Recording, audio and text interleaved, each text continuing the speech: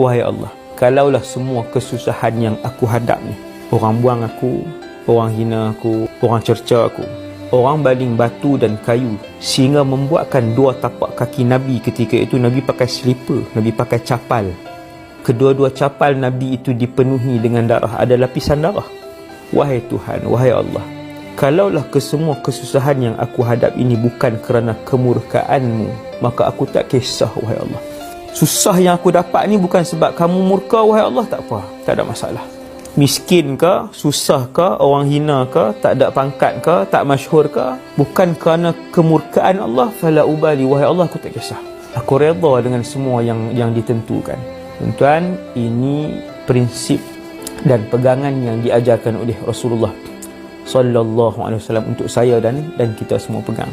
Susahlah macam mana pun, selama mana Allah dan Rasul tak murka dengan kita, maka teruskanlah kehidupan dan perjuangan ini, tuan. Ini yang Nabi ajak.